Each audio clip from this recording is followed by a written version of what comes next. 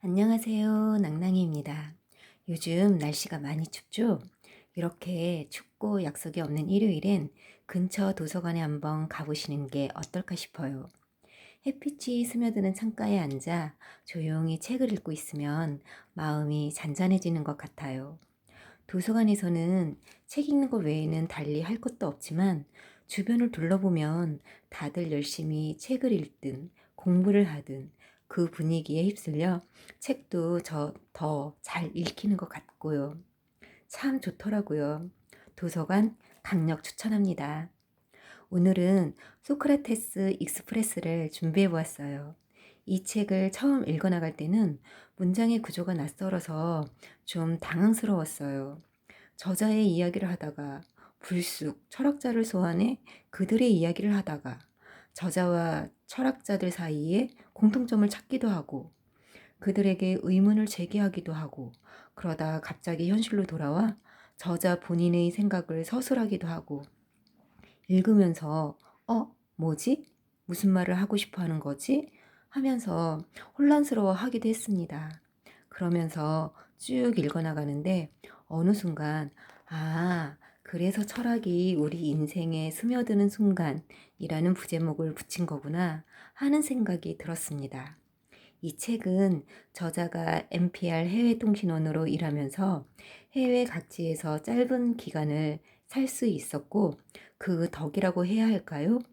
14명의 철학자들이 그 당시 생활했던 도시를 기차를 타고 여행하면서 사색했던 내용들을 서술한 책입니다. 그 14명의 철학자들 중 여러분에게 루소처럼 걷는 법에 대해 읽어드리겠습니다.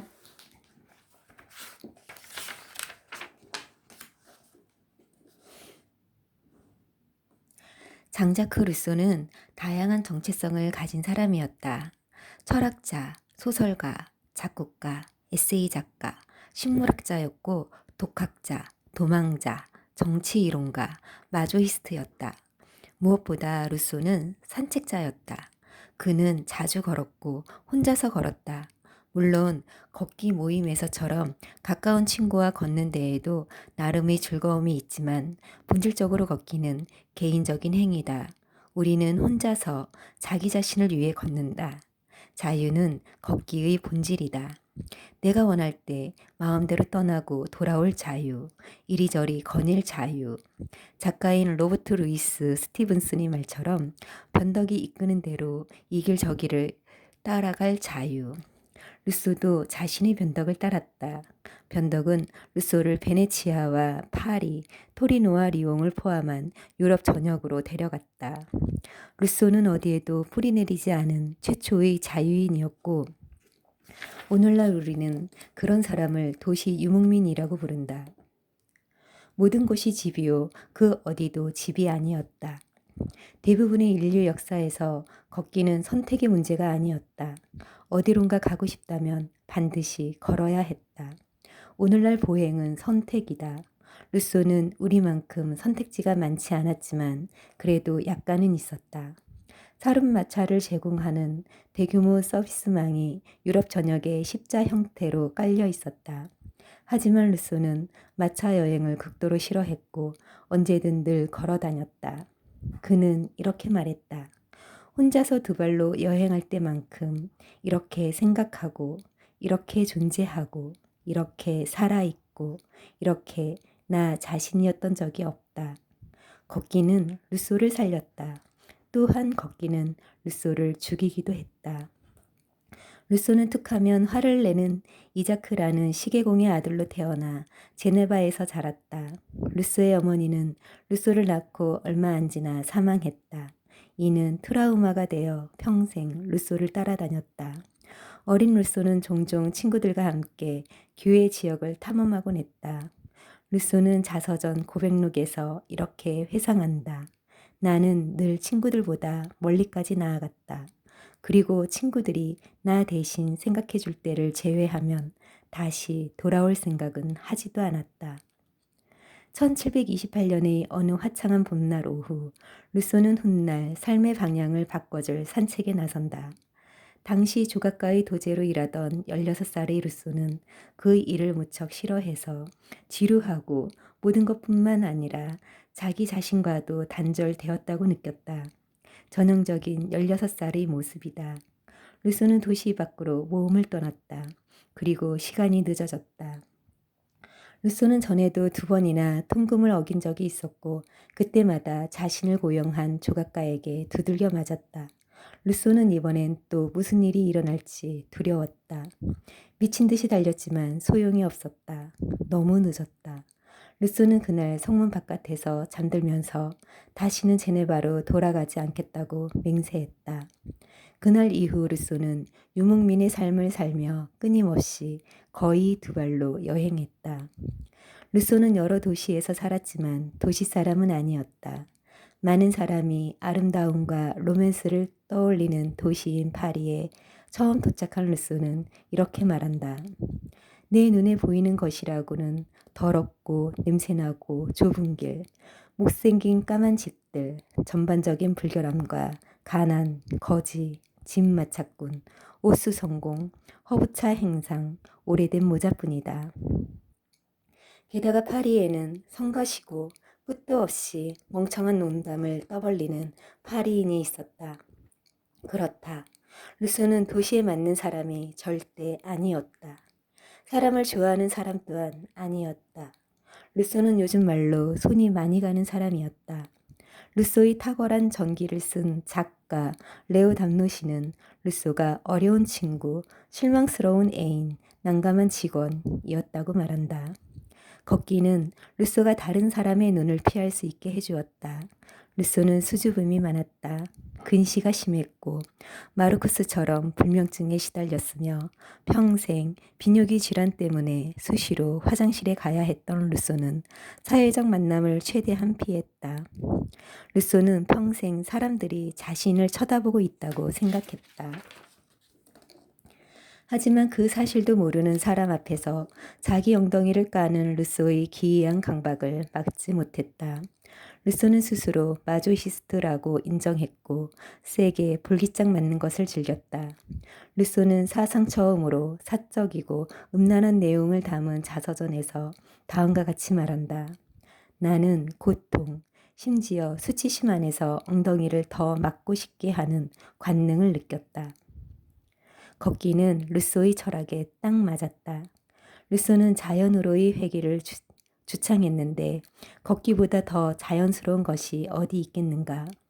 어쨌거나 대부분의 사람들에게 걷기는 자연스러운 행위이다. 나는 루소가 아니다. 나는 자연의 아들이 아니며 먼 사천벌도 못 든다. 나는 캠핑도 글램핑도 가지 않는다. 내 차에는 차라리 낚시를 할래요 라고 쓰인 범퍼 스티커가 붙어 있지 않다.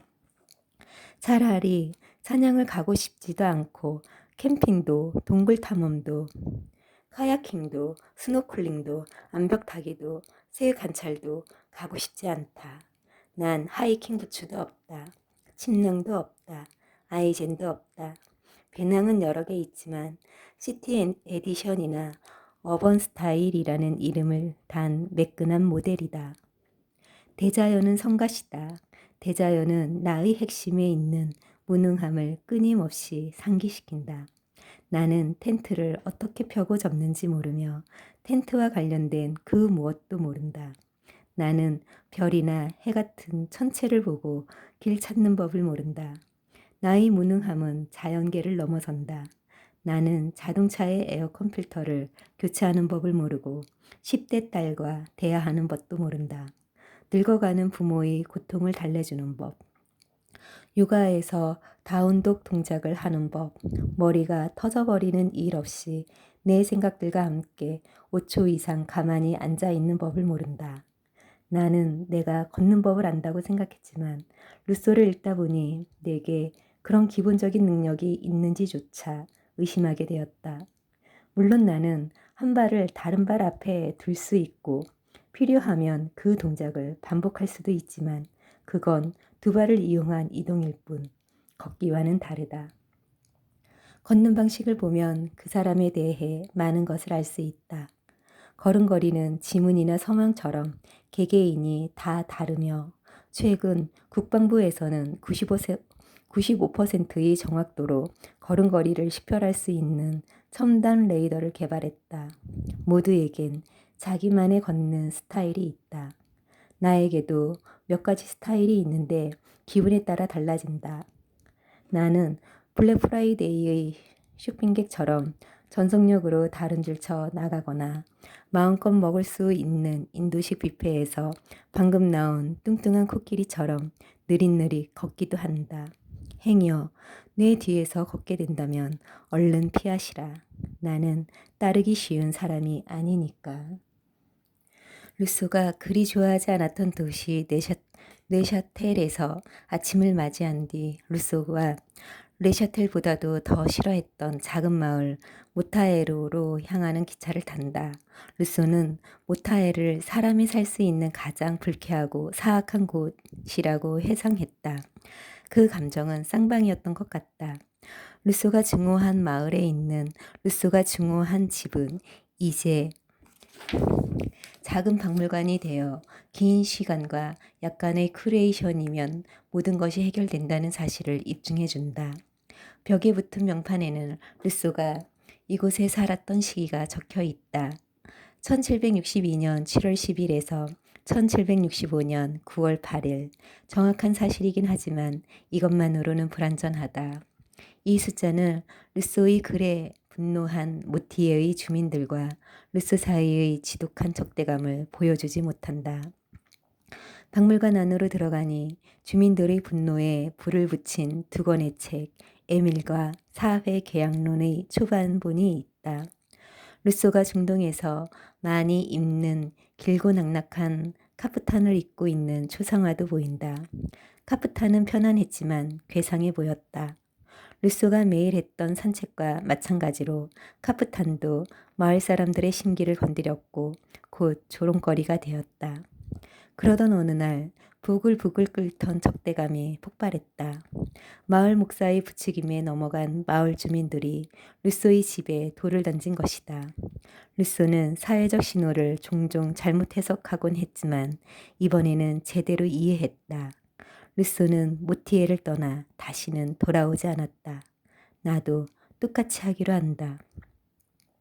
그날 저녁 네사텔로 돌아온 나는 크레페를 전문으로 하는 크레페리에 자리를 잡고 앉아 초기 낭만주의와 잘 어울리길 바라며 샤르도네 한 잔을 시킨 후 가방에서 루소의 회고록을 꺼낸다. 나는 책에 푹 빠져든다. 루소의 손을 적시기만 하는 건 불가능하다. 머리부터 뛰어들든가 아예 뛰어들지 않든가 둘 중 하나다. 내 주위를 붙잡고 놓아주지 않는 것은 바로 루소가 사용한 언어다.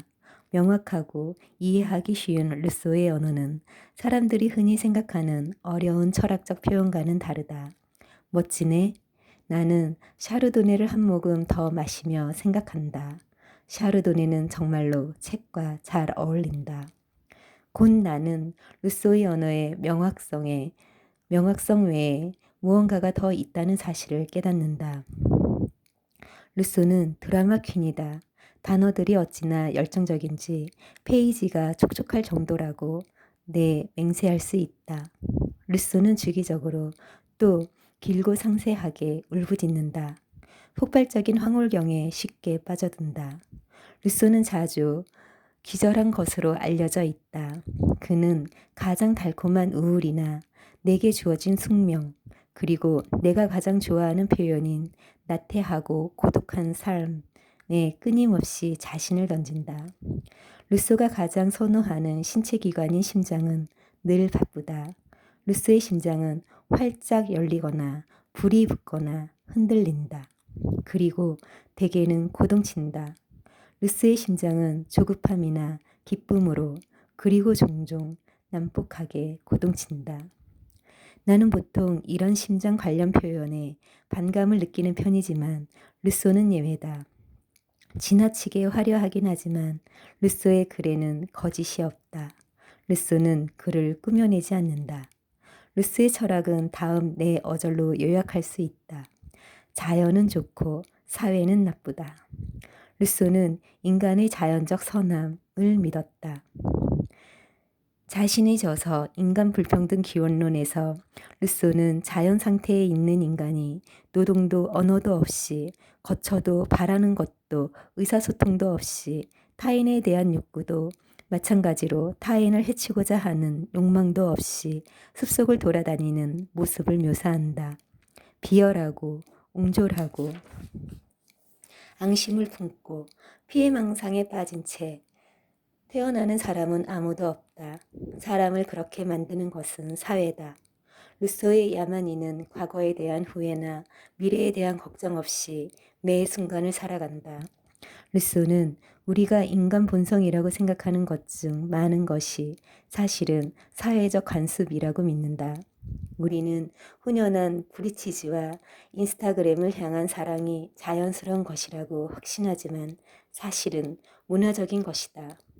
어쨌거나 1970년대 사람들은 활주로만큼 넓디 넓은 털 카펫과 넥타이를 자연스러운 것으로 여기지 않았는가. 오늘날에야 우리는 그것들이 끔찍하다는 사실을 이해하게 되었다. 심지어 경치처럼 자연스러운 것조차 문화의 영향을 받은 것일 때가 많다.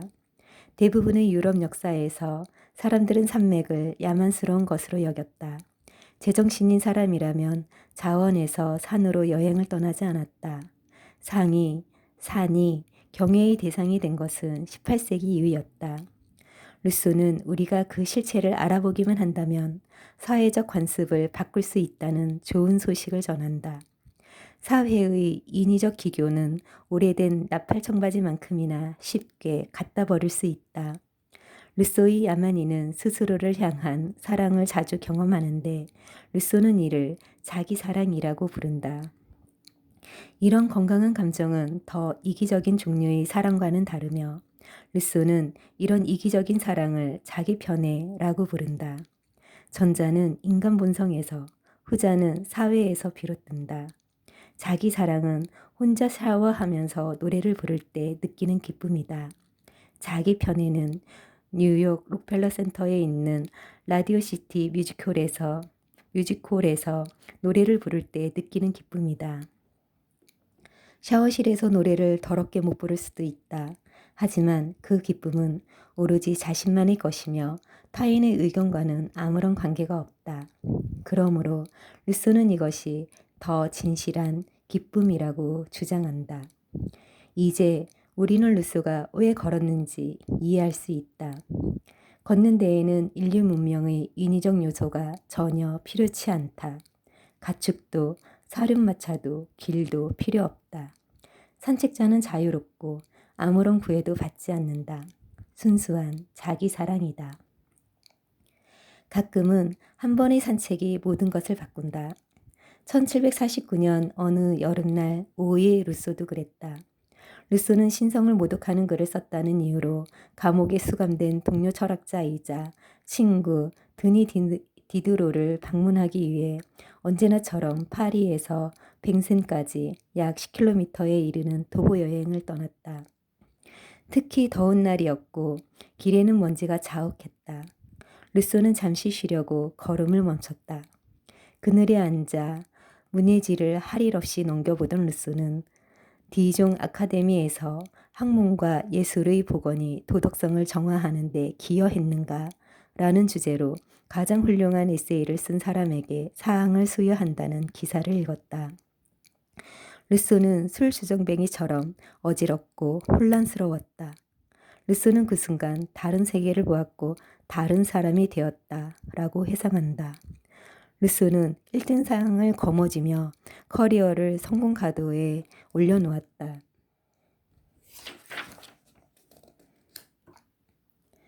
루소가 서재에 앉아 있었더라도 또는 사륜마차에 타고 있었더라도 똑같은 계시를 받았을까?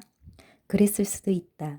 하지만 걷는 행위는 확실히 루소의 상상력을 자극했다. 정신은 시간당 5km의 속도, 즉 걷기에 적당한 속도에서 가장 활발하게 움직인다. 정신은 따분한 사무실, 사람들의 기대라는 폭군에서 풀려나 자유롭게 배회하고 정신이 자유롭게 배회하면 예상치 못한 멋진 일들이 벌어진다. 이런 일은 항상은 아니지만 우리 생각보다 더 자주 발생한다. 걷기는 자극과 휴식, 노력과 게으름 사이의 정확한 균형을 제공한다. 걸을 때 우리는 무언가를 하는 동시에 아무것도 하지 않는다. 한편으로 우리 머릿속은 바쁘다. 눈앞의 지형에 집중하고 주변 풍경을 인식한다. 하지만 이런 사고는 뇌의 많은 부분을 차지하지 않는다. 아무런 목적 없이 이리저리 거닐며 변덕을 따라갈 여유는 충분히 남아있다. 그토록 많은 철학자들이 걷기를 즐겼다는 것은 그리 놀라운 사실이 아니다. 물론 소크라테스도 아고라를 거니는 것을 다른 무엇보다 좋아했다. 니체는 진정으로 위대한 생각은 전부 걷기에서 나온다 라고 확신하며 종종 기운차게 스위스 알프스 산맥으로 2시간가량의 짧은 여행을 떠났다. 토머스 홉스는 느긋하게 걸을 때 떠오른 생각을 기록할 수 있도록 잉크병을 넣을 수 있는 산책용 지팡이를 특별 주문 제작했다. 헨리 데이비드 소로는 종종 콩코드의 교외 지역으로 4시간가량의 트레킹을 떠나 널찍한 주머니에 견과류와 씨앗, 꽃, 인디언의 화살촉 같은 보물을 가득 담아왔다. 이마누엘 칸트는 당연히 엄격한 산책 일정을 고수했다. 칸트는 매일 오후 12시 45분에 점심을 먹고 프러시아 퀘니히스베르크의 늘 똑같은 대로에서 1시간 동안 산책을 했다. 칸트의 산책 시간이 어찌나 한결같았는지 퀘니히스베르크 주민들은 산책하는 칸트를 보고 자기 집 시계를 맞췄다. 모두 훌륭한 산책자들이다. 하지만 루소만한 사람은 없다. 루소는 하루에 30km 이상을 걷곤 했다. 한 번은 제네바에서 파리까지 480km를 걸은 적도 있었다. 제네바에서 파리까지 가는 데에는 2주가 걸렸다. 루소에게 걷기는 숨쉬기와 같았다. 나는 멈춰 있을 때에는 생각에 잠기지 못한다. 반드시 몸을 움직여야만 머리가 잘 돌아간다. 루소는 걸을 때 늘 지니고 다니던 게임용 카드에 크고 작은 생각을 적었다. 루소가 걸어다닌 첫 번째 철학자는 아니지만 걷는 행위에 대해 이렇게 두루 철학적으로 사고한 철학자는 루소 이전에 없었다. 루소는 철학의 가장 큰 통념 중 하나가 거짓임을 잘 보여준다. 바로 정신활동은 신체와 완전히 단절되어 있다는 통념이다. 아르키메데스가 욕조에서 유레카를 외친 순간부터 데카르트의 걸출한 펜싱 실력과 사르트르의 성적 모험에 이르기까지 철학에는 신체와 관련된 조류가 흐른다. 신체와 분리된 철학자, 신체와 분리된 철학은 존재하지 않는다. 니체는 철학보다 몸에 더 많은 지혜가 있다고 말했다. 분노 같은 감정을 떠올려 보자. 분노가 터져 나올 때 그 분노는 어디에 있는가? 물론 머릿속에 있다.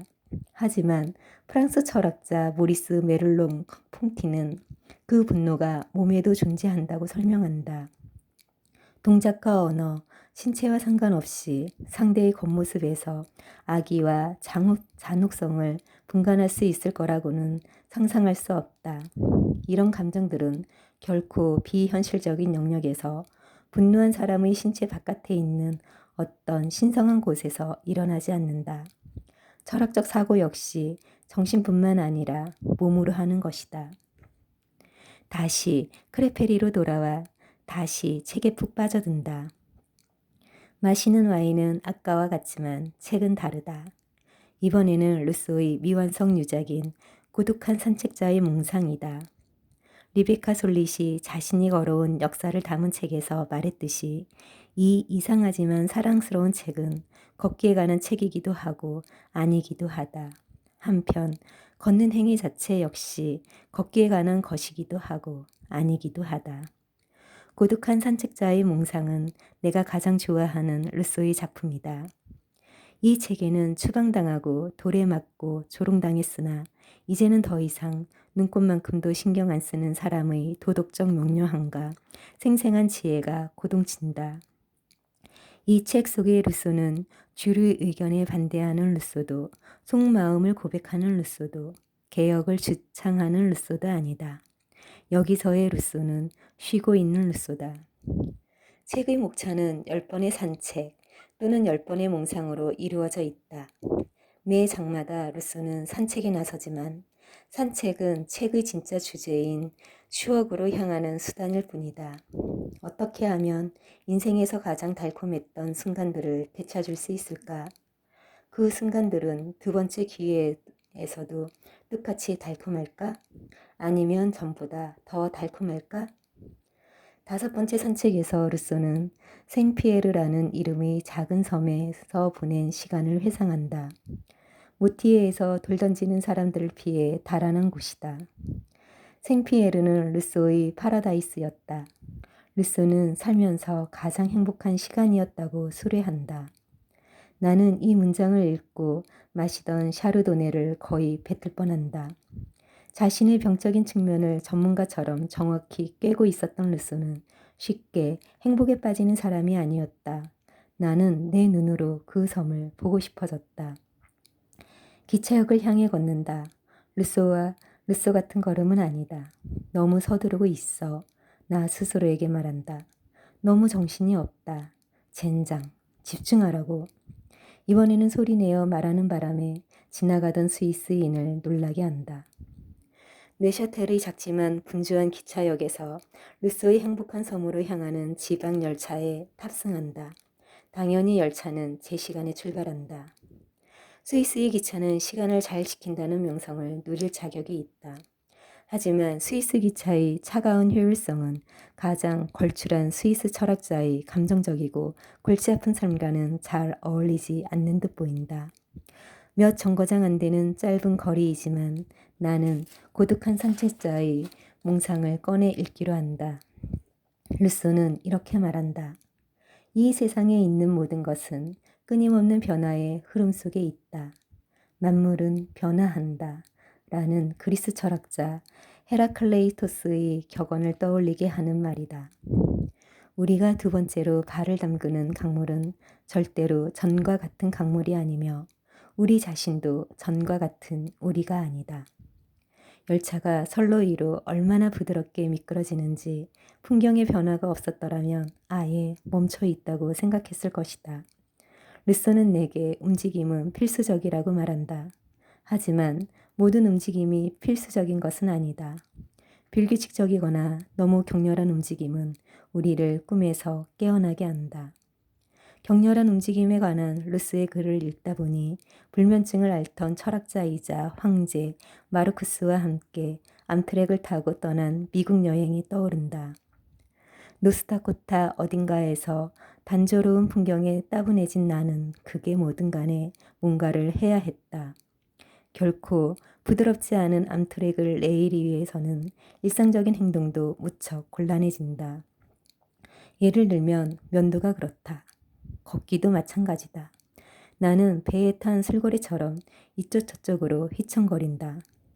진화적 관점에서 보면 당연한 일이다. 우리 인간은 바다에서 왔는데 걷다라는 단어의 어원에서도 그 사실이 드러난다.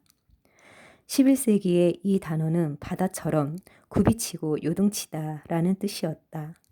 걷다라는 단어가 해안으로 걸어나와 몸을 말리고 현대의 의미를 획득한 것은 13세기의 일이다. 단어는 진화한다. 나는 아니다. 걸으려 할 때마다 곧장 11세기로 퇴화해버렸다. 나는 기차 복도에서 굽이치고 요동쳤다. 수화물에 곤두박질 쳤다. 모르는 사람을 들이받았다. 기차와 함께 춤을 춰야 해요. 내 무능력을 지켜보던 한 나이 지긋한 여성분이 말했다. 그 말이 옳았다.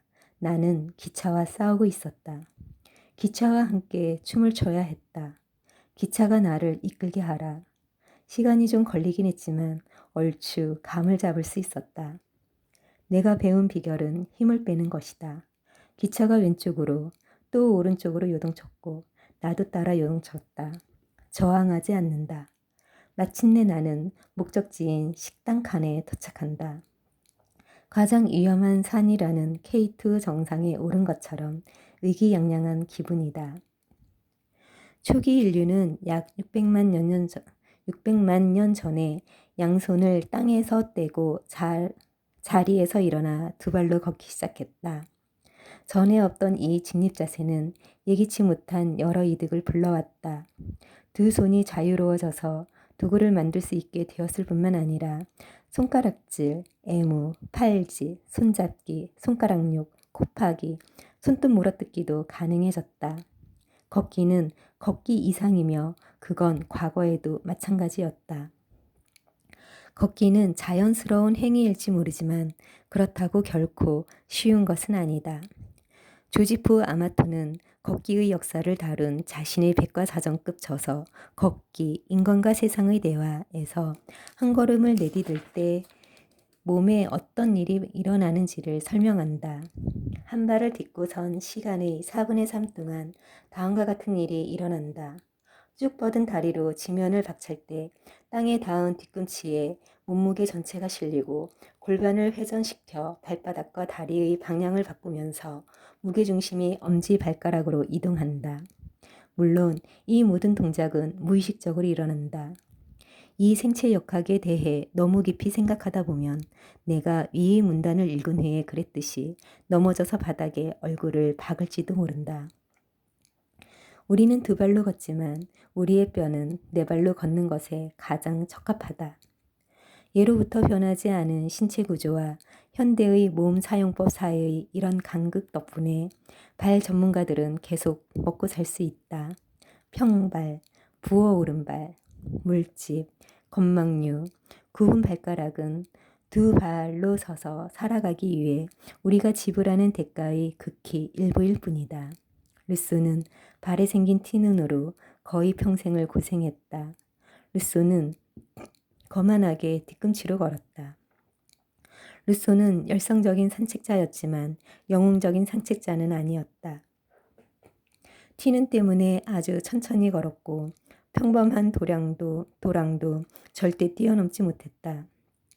무거운 배낭을 비롯한 그 어떤 장비도 지니고 다니지 않았다. 도둑이나 들개의 공격을 물리치지도 않았다. 여성이든 누구든 도움이 필요한 그 누구도 구해주지 않았다. 루소는 그저 그 어떤 판단도 기대도 없이 걸었다.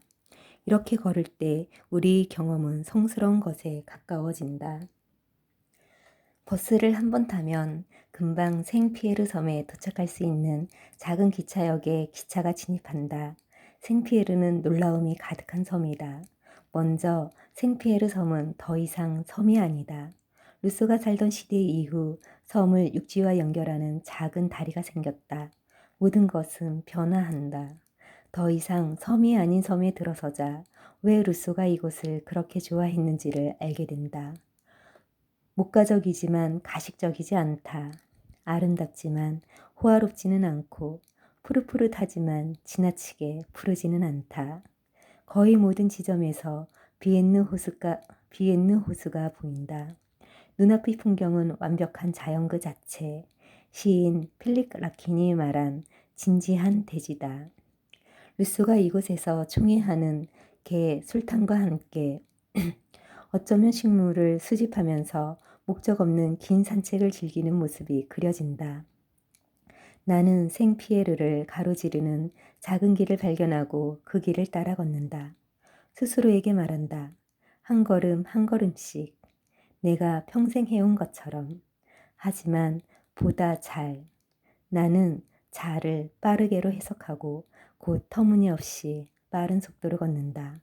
정신을 차리고 코끼리처럼 느리게 속도를 낮춘다. 왜 중간은 안 되는 거야? 넌 도대체 문제가 뭐냐? 놀랍게도 철학자이자 황제인 마르쿠스가 대답을 해준다. 상상 속에서든 현실 속에서든 역경을 만나면 자기 연민이나 절망에 빠지지 말고 그저 다시 시작하라. 이런 식으로 바라보면 삶은 더 이상 실패한 서사나 망쳐버린 결말처럼 느껴지지 않는다. 그건 진실이 아니다. 결말 같은 건 없다. 무한한 시작의 사슬만이 있을 뿐. 그래서 다시 시작한다. 한 걸음 한 걸음씩. 좋아. 이제 다시 또 한 번. 길을 따라 걷다가 가끔씩 멈춰서서 호수나 실구름을 바라본다. 마침내 루소가 살았던 작은 집을 발견한다. 소박한 공간이다. 캐노피가 달린 침대와 검소해 보이는 의자가 있고 구석에는 자신을 찾아낸 펜이나 적에게서 도망치려고 만들어 놓은 작은 나무 문이 있다. 이곳에는 루소가 만든 식물 표본도 있다. 시간 속에 보존된 길고 여린 줄기를 가진 말려서 압착한 식물들, 작은 명판에 루소의 모순적인 성격이라고 쓰여 있다. 매우 절제된 표현이다. 부재가 뚜렷하게 느껴지는 것이 있으니 바로 책이다. 루소는 모티에에서 서둘러 도망치느라 상당한 양의 책을 전부 싸들고 나올 시간이 없었다. 고독한 산책자의 몽상에서 루소는 이처럼 읽을 거리가 부족한 상황을 나의 가장 큰 기쁨 중 하나라고 칭한다. 평생 책을 읽고 쓴 사람이 했다기엔 매우 기이한 발언이다. 다른 때의 루소는 호숫가의 한적한 곳으로 걸어가 물결 치는 소리를 듣는 경험을 다음과 같이 묘사한다. 물이 내 귀와 눈에 철썩 부딪힌다. 생각으로 골치 아파하지 않고 나의 존재를 유쾌하게 인식하는 데에는 이것만으로도 족하다. 자, 먼저 루소는 읽기를 그만두었다. 그리고 이제는 생각을 그만두었다. 루소는 퇴화하고 있었던 걸까? 아니면 다른 무언가를 발견한 것일까? 소크라테스처럼 루소 역시 일종의 반철학자였다. 루소는 무의미한 억지나 사소한 것에 집착하는 형이상학적 난해함을 참지 못했다. 루소는 생각하는 사람이었지만 지나치게 많이 생각하지는 않았다. 그는 자신이 가장 사랑한 신체 기관인 심장에도 지력이 있음을 알았다. 그리고 이마의 주름과 턱의 힘을 풀고 팔다리를 가볍게 흔들 수만 있다면 심장의 지력에 닿을 수 있음을 알았다.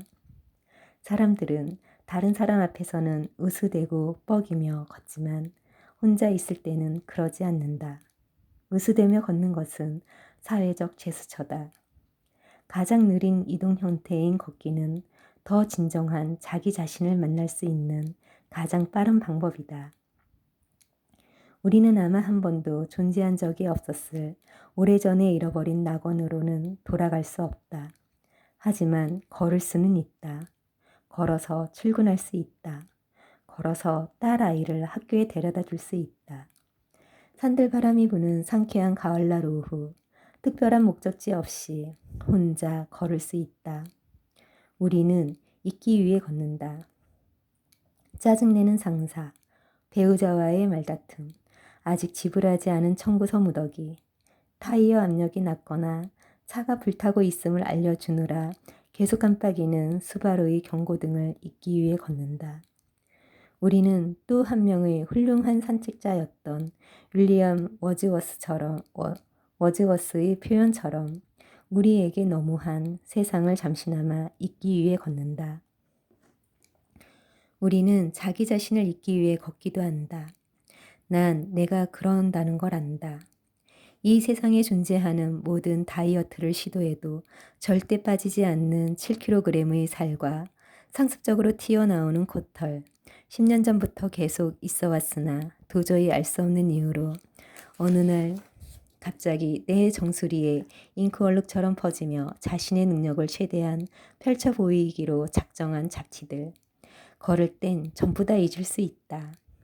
언젠가 텔레비전으로 하계 올림픽을 보다가 경보에 관심이 생겼던 것이 떠오른다.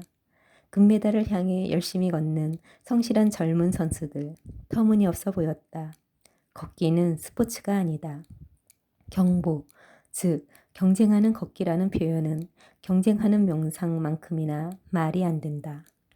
이런 장식의 시대에 걷기는 우리가 아직 행할 수 있는 몇 안 되는 꾸밈 없는 활동이자 리베카 솔릿이 지적하듯 인류가 시작된 이래로 전혀 진보하지 않은 활동이다.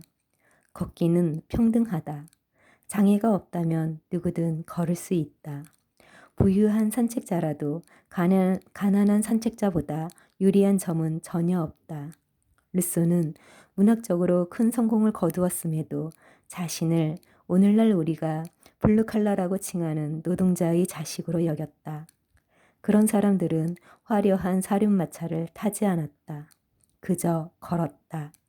그들은 지금 나처럼 걸었다. 주의 깊게 한 번에 한 걸음씩.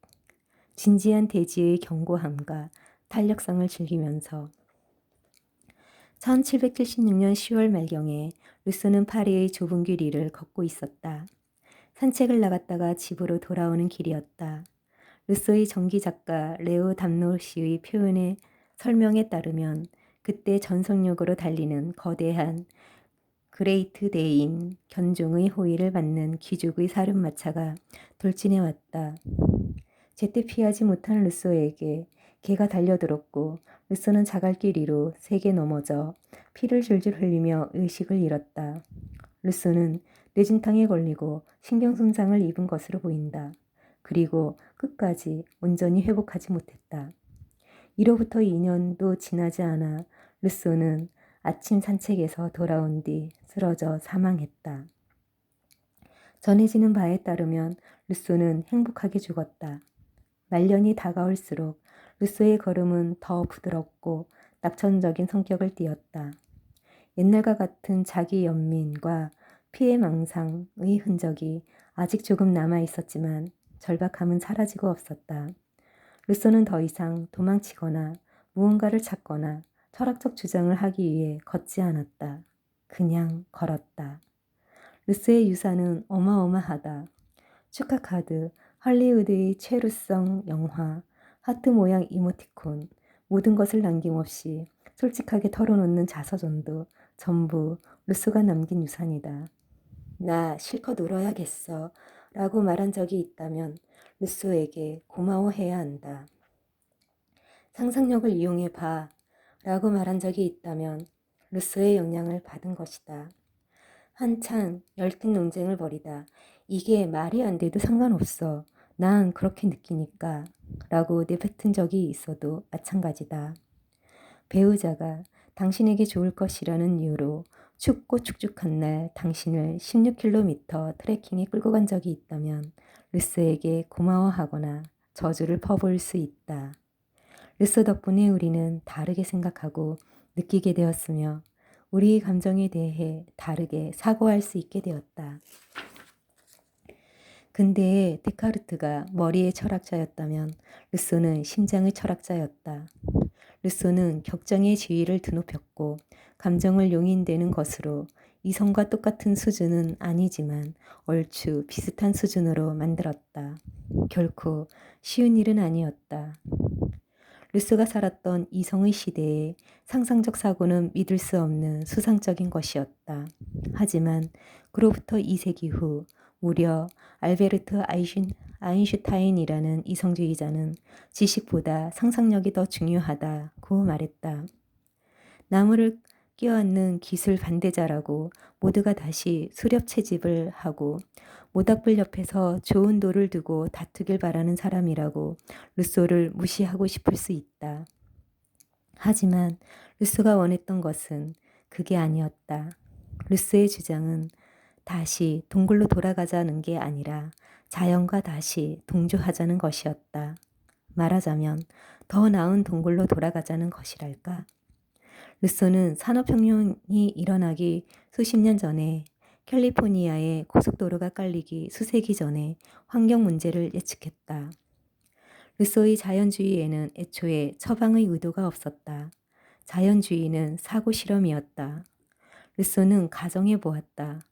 립스틱을 덕지덕지 바른 것처럼 사회가 마음껏 발라놓은 겹겹의 인위적 장식을 전부 벗겨내고 더 진정한 자신을 드러낸다면 어떻게 될까? 고지식한 보험회사 임원 아내는 폭동을 이끄는 선동가가, 모든 직장인 아내는 등산가가 도사리며 자유롭게 풀려나길 간절히 바라고 있을지 모른다. 더 이상 섬이 아닌 섬에 있는 루소의 낡은 방에서 나와 태양을 피해 눈을 가린다. 다음 두 가지 중에서 선택할 수 있다. 수선 택시를 잡아타고 다시 마을로 돌아가거나 걷거나. 나는 걷기로 한다. 혼자 걷는다. 집중해서 걷는다. 정신없이 자유롭게 헤매도록. 그러나 너무 멀리 가지는 않도록 한다. 점점 능숙해진다. 아니야, 이건 자만심의 목소리야. 그 목소리는 잠재워 대지와 연결되는 거야. 그게 더 나아. 나는 리듬을 찾는다. 주의를 느낀다. 새들이 노래하고 발밑에 자갈이 으드득 밟히는 느낌이 만족스럽다. 나는 걷고 좀 더 걷는다. 다리가 아프다. 두 발이 시큰해진다. 하지만 그럼에도 계속 걷는다. 아프지만 기분이 좋다. 나는 지금 꽤나 훌륭한 진전을 보이고 있다. 얼마나 걸었을까? 궁금하다. 반사적으로 손목을 비틀어 핏비트를 확인하려다 멈춘다. 나는 공기를 마시러 물 밖으로 나온 다이버처럼 깊이 개걸스럽게 숨을 들이쉰다. 어느새 미묘하지만 확실한 변화가 느껴진다. 나의 어디에서, 의식에서. 아니다. 변한 건 나의 심장이다. 내 머릿속을 차지하고 있던 기대감, 루소를 이해하고 나의 철학 연구에 진전을 이룰 수 있으리라는 기대감이 차츰 사라진다. 걷고 있지만 걷고 있는 사람은 내가 아닌 듯하다. 나는 동사일 뿐 주어가 아니다. 유대교 신학자 아브라함 헤셀은 유대교의 안식일을 시간의 성전이라고 표현했다. 걷기는 움직임 속의 성전이다. 발을 내디딜 때마다 느껴지는 평화가 우리에게 달라붙어 함께 움직인다. 휴대 가능한 평온함이다. 고통이 사라진다. 매 걸음마다 부담이 덜어지고 누가 내 신발에 공기를 불어넣은 것처럼 가벼워진다. 대지의 진지함, 또한 가벼움을 느낀다. 타박타박. 하늘에서 태양이 고개를 숙이고 나는 점차 기이한 존재를 감지한다. 내 두 발이 거대하고 인자한 생명체를 스치고 있는 것만 같다. 이 존재는 내가 이름 붙일 수는 없지만 내게는 익숙치 않은 확신으로 나는 안다. 오래고도 오래된 것, 아주 오래전에 언어가 등장하기 이전에 터져나온 것임을. 읽으면서 책 중간중간에 이 저자만의 유머스러운 문장들을 만나게 되는데 그때마다 피식피식 웃게 된답니다.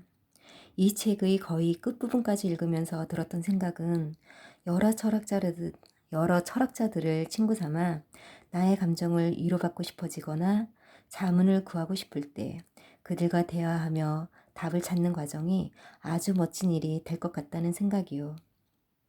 이런 것도 흥미로울 것 같아요.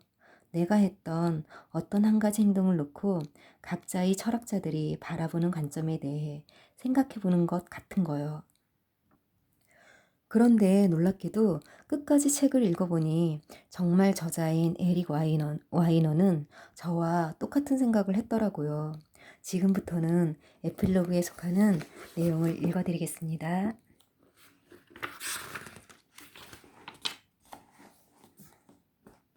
도착. 오후 5시 42분. 메트로 레일 레드라인을 타고 워싱턴 DC의 유니언 스테이션에서 메릴랜드 실버 스프링으로 향하는 중 집으로 가고 있다. 익숙함은 경멸을 낳지 않는다. 마비를 낳는다. 우리는 가까이 있는 것의 아름다움을 보지 못하고 고향의 음악을 듣지 못한다. 주변 환경을 탓하기는 쉽다. 나는 그렇게 한다. 메트로 레일은 스위스 태제배만 못하다. 알프스도 안 보이고 웬만한 건 안 보인다. 너무 가까이 서 있는 통근자들의 땀에 젖은 등만 보일 뿐이다. 나는 쇼펜하우어의 고슴도치들에게 둘러싸여 있다. 바늘을 곤두세우고 모여들었다 멀어졌다 모여들었다 멀어졌다 하는 고슴도치들. 하지만 내가 이번 여행에서 배운 점이 있다면 그건 바로 인식은 선택이라는 것이다. 세계는 내가 만들어낸 생각이다. 그 생각을 좋은 생각으로 만들면 되지 않나? 지하철에서 나와 몇 블록 걷는다. 르소처럼 천천히 거닐지도 소로처럼 어슬렁거리지도 않는다. 나는 통근하는 사람들처럼 서둘러서 걷는다. 모퉁이에 서서 신호등이 파란색으로 바뀌길 기다린다. 나는 외부 자극 없는 20초를 견딜 수 없기에 스마트폰을 향해 손을 뻗는다.